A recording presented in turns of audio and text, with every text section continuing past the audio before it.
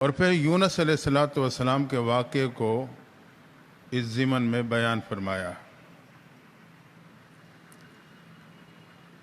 کہ جو لوگ نہیں مان رہے تھے، جب انہوں نے ادب و انابت اختیار کی تو اللہ کی رحمت لوٹ آئی۔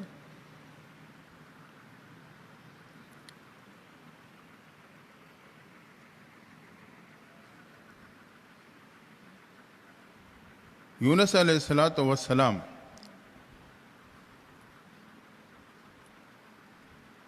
یہ نینوا کے علاقے میں تھے۔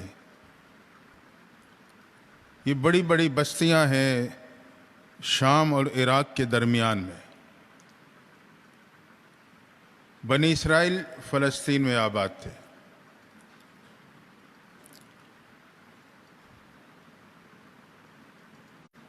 ایک دفعہ نینوا کے علاقے کے لوگوں نے بنی اسرائیل پہ چڑھائی کر دی، بہت کچھ لوٹ لیا اور کچھ لوگوں کو گرفتار کر کے لے آئے۔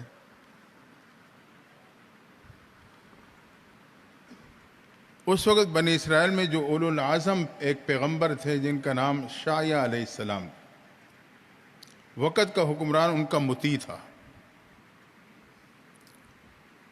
انہوں نے حضرت شعیہ سے کہا کہ جب تک ہمارے لوگ ان کے قید میں ہیں تو ہم ان پہ فوج کی چڑھائی نہیں کر سکتے، آپ ان سے ہمارے بندے رہا کرواؤ کسی طرح۔ تو حضرت نے انہیں مشورہ دیا کہ اس پورے علاقے میں اس وقت 5 پیغمبر اللہ کے موجود ہیں، ان میں سے کسی اور کو بھیج دو۔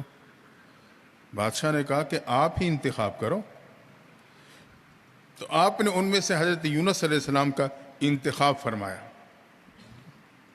کہ وہ سب سے زیادہ مناسب۔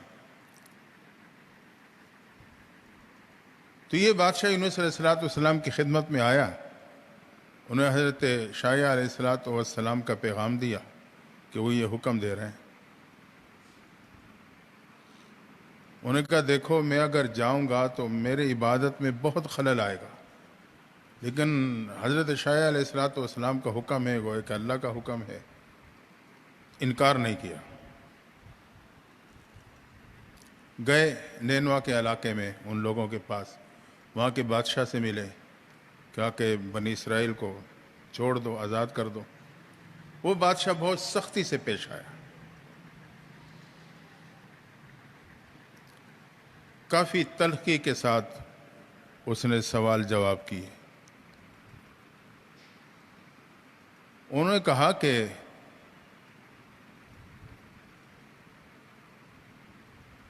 تم جس خدا کی دعوت دیتے ہو،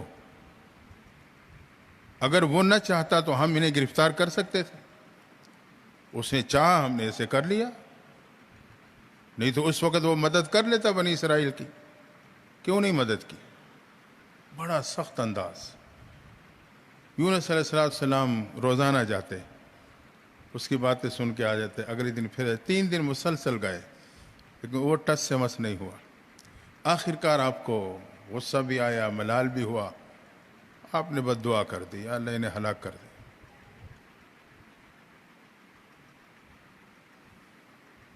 بد دعا کرنے کے بعد یونس علیہ السلام گلیوں میں آتے جاتے آواز لگاتے کہ اللہ کا عذاب آ رہا ہے، اللہ کا عذاب آ رہا ہے، کیونکہ نبی کی دعا تو اللہ رد نہیں کرتا۔ نہیں مانو گے اللہ کا عذاب تمہارے پہ آ جائے گا۔ یہاں تک کہ بادشاہ تک یہ بات پہنچ گئی، لوگوں نے کہا یہ نعوذ باللہ دیوانہ ہے، بس ایک بات اس کے دماغ میں بیٹھ گئی ہے تو وہ کہتا رہتا ہے، پھرتا رہتا ہے، کرنے دو۔ کچھ لوگوں نے کہا بھئی اللہ کا عذاب آ رہا ہے تو کچھ دن بھی تو متعین کر دو، کب تک آئے گا؟ آپ نے کہہ دیا بغیر اس کے کہ اللہ کی طرف سے کوئی وحی، کوئی پیغام آتا، آپ نے کہا 40 دن تک اگر تم ٹھیک نہ ہوئے تو اللہ کا عذاب آ جائے گا۔ ابھی بات کہہ دی، دن گزرتے جا رہے ہیں، کوئی آثار نہیں۔ آپ پریشان بھی ہیں کہ اللہ اگر میری دعا قبول نہ ہوئی میں تو رسوا ہو جاؤں گا، قوم تو مجھے مار دے گی کہ جھوٹا دعویٰ تھا تیرا، یا اللہ تو مہربانی کر میری زبان کی لاج رکھ لے۔ وقت گزرتا جا رہا ہے، کوئی اثرات نہیں، حتیٰ کہ آپ پریشان بھی ہوئے اور آپ نے وہ علاقہ چھوڑا، باہر ایک طرف جا کے اپنے بچوں کو لے کے آباد ہو گئے کہ سائٹ پہ نکل جاتا ہوں، وہاں سے دیکھتا ہوں کیا صورتحال ہے۔ اب وہاں جا کے آپ یہی دعائیں مانگ رہے ہیں. اللہ نے کہا میرے پیغمبر یونس علیہ السلام آپ نے بہت جلدی کی ہے، عذاب مانگنے میں جلدی کی ہے، اس قوم کے حق میں تو میں نے ایمان لکھا ہوا ہے. اب آپ پریشان، یا اللہ میں تو رسوا ہو جاؤں گا ان کے سامنے. نبی تھے، اللہ نے تو لاج رکھنی تھی. تو اللہ نے ایسی لاج رکھی کہ آپ کی بات بھی پوری ہو گئی. اور 35 دن مکمل ہونے کے بعد بادل اور آگ ہے جو آہستہ آہستہ برسنے والی ہے. اب لوگ پریشان ہوئے کہ بھئی یہ تو وہی عذاب ہے، وہ جو کوئی فقیر بندہ تھا، درویش تھا، وہی بات کہتا پھرتا تھا، یہ وہی عذاب آ رہا ہے. بادشاہ بھی پریشان، قوم بھی پریشان. بادشاہ کا ڈھونڈو، اس درویش کو ڈھونڈو، وہ کہاں ہے، ہم اس کے ہاتھ پہ توبہ کرتے. بڑا تلاش کیا، یونس علیہ السلام نہ ملے.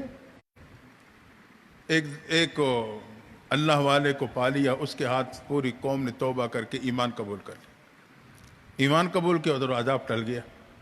اب یونس علیہ السلام کو ابھی علم نہیں ہے کہ یہ حالات بنے اور وہ ایمان لے آئی ہے قوم. کہتے ہیں کہ شیطان آیا اور آپ کو اس بات پہ بہکا دیا کہ قوم پہ تو عذاب کوئی نہیں آیا، وہ تو ٹھیک ٹھاک پھر رہی ہے. آپ پریشان ہو گئے کہ یہ تو معاملہ خراب ہو گیا، میری جو بات تھی وہ تو پوری نہیں ہوئی. اب قوم کے سامنے جاؤں گا تو کیا منہ دکھاؤں گا، میں نے تو دعویٰ کیا تھا. تو آپ پریشانوں کے بجائے اس کہ قوم کی طرف آتے آپ نکل گئے آگے، علاقے کو چھوڑ کے نکل گئے. جو جتنا قریب ہوتا ہے نا اس کی غلطی نہیں، ایک نامناسب بات بھی انسان پہ بری لگتی. اس نے ایسا کیوں کیا، بغیر ہوتا کرتا تو خیر تھا، اس کا اتنا تعلق اتنا قریب، اس نے کیوں ایسے کیا.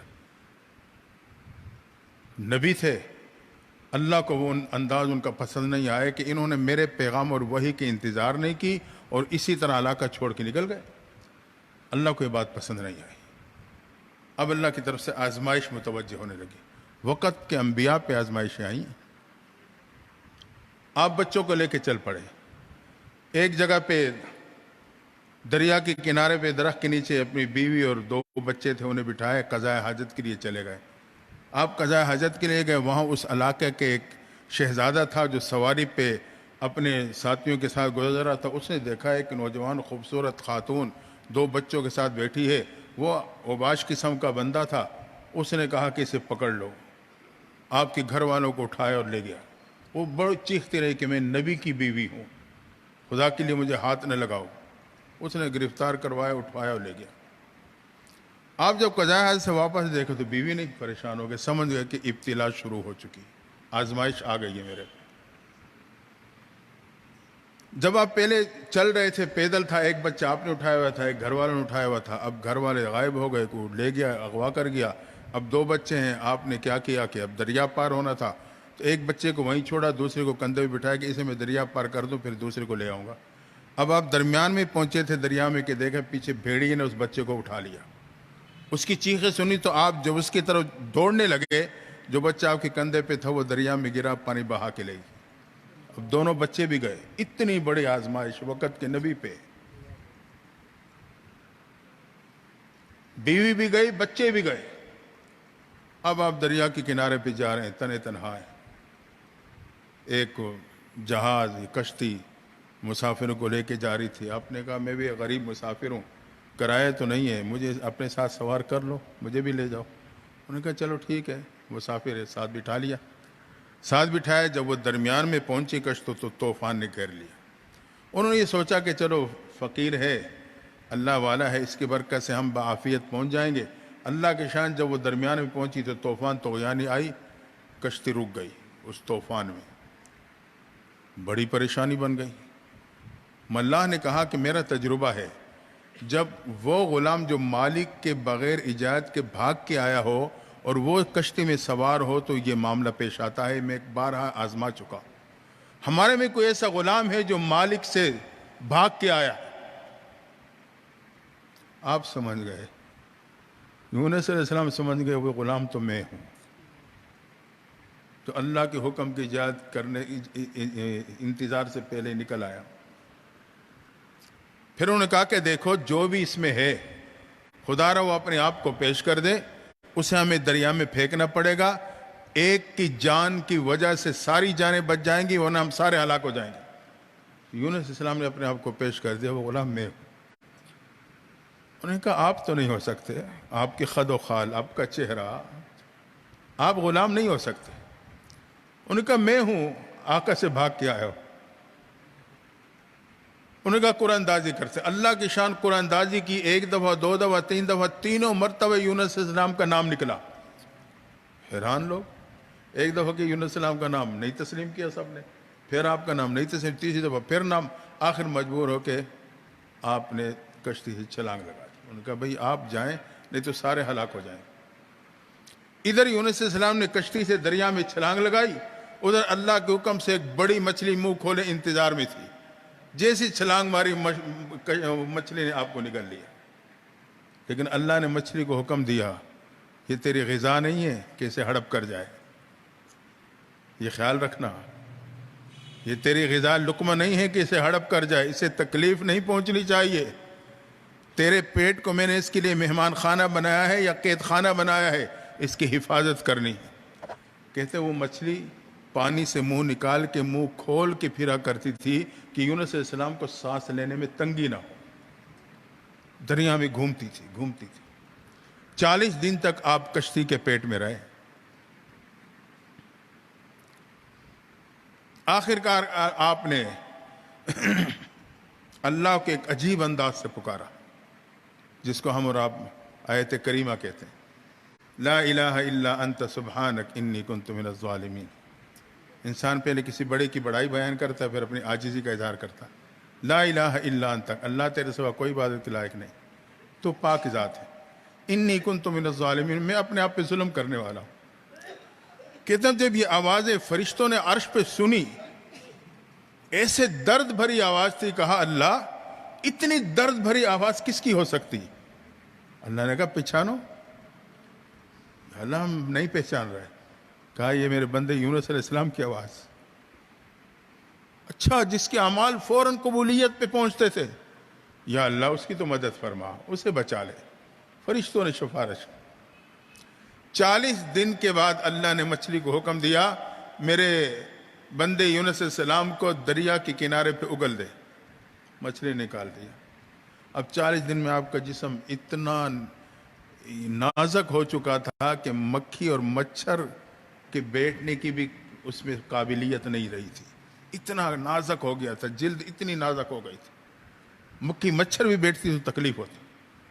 تو اللہ نے دریا کے کنارے پہ کدو کا پودا پیدا کر دیا، کدو، اس کے پتے آپ سے لپٹ گئے۔ اللہ تو قادر ہے، اس کے ہاں اسباب کی کمی تو نہیں، وہ خود اسباب بناتا ہے، مسبب الاسباب۔ کدو کے پتے آپ کے جسم سے لپٹ گئے، اور اللہ کی شان ایک ہرن، وہ روزانہ آتی آپ کو دودھ پلا کے چلی جاتی۔ 40 دن تک آپ کدو کے پتے میں لپٹے رہے، ہرن صبح شام آتی آپ کو دودھ پلاتی اور چلی جاتی۔ 40 دن تک آپ کے جسم میں طاقت آ گئی، جلد میں قوت آ گئی۔ اللہ نے حکم دیا کہ جا میرے پیغمبر یونس علیہ السلام اپنی نینوا کے علاقے میں اپنی قوم کی طرف جاؤ۔ اب یہ وہاں سے واپس پلٹے، اب آزمائش، واپس پلٹے تو راستے میں ایک درخت کے نیچے کچھ لوگ کھڑے ہیں، جمع ہیں۔ آپ قریب آئے، انہوں نے کہا بھائی کیوں کھڑے ہو؟ انہوں نے کہا ہم یہاں ایک درویش کے انتظار میں کھڑے ہیں،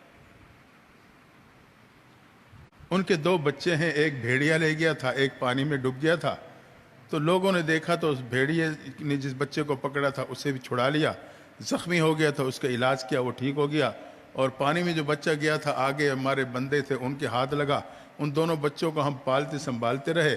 ہمیں پتہ چلا کہ یہاں سے بچے جو ہیں وہ جدا ہوئے تھے، ہم یہاں انتظار میں شاید وہ درویش آئے، ہم یہ بچے اس کے حوالے کر دیں۔ اتنے میں ان بچوں نے جب دیکھا تو انہوں نے پہچان لیا، وہ دوڑے اور اپنے باپ سے لپٹ گئے۔ قوم نے وہ بچے آپ کے حوالے کر دی۔ الحمدللہ بچے مل گئے، اللہ نے ملا دیا۔ اب بچوں کو لے کے آپ چلے آگے، جہاں سے آپ کی بیوی کو اٹھایا گیا تھا۔ دیکھا وہاں کچھ لوگ جمع ہیں، آپ گزر رہے ہیں، اب قریب ابھی کیا بات ہے؟ ایک درویش، ہم اس کے انتظار میں ہیں، ہمیں بادشاہ نے حکم دیا ہے بس جتنا بھی وقت لگے آپ نے وہیں کھڑے رہنا ہے، شاید کبھی تو وہ درویش پلٹ کے آئے گا۔ بھئی بات کیا ہے؟ بات یہ ہے کہ اس کی ایک بیوی تھی، یہاں سے بادشاہ کے بیٹے نے اسے اٹھوا لیا تھا، وہ جیسے اسے گرفتار کر کے گھر لے کے گیا تو اس کے پیٹ میں اسی دن سے درد شروع ہو گیا، اور آج تک وہ درد سے تڑپ رہا ہے۔ بیوی پردے کے حالت میں ہے، اسے محفوظ رکھا ہوا ہے، وہ بادشاہ کا بیٹا درد کی تکلیف کی وجہ سے کراہتا ہے، تڑپتا ہے۔ اب اس کے باپ نے کہا جاؤ اسی درویش کو تلاش کر کے لاؤ، وہ دعا کرے گا تو ہی ٹھیک ہوگا۔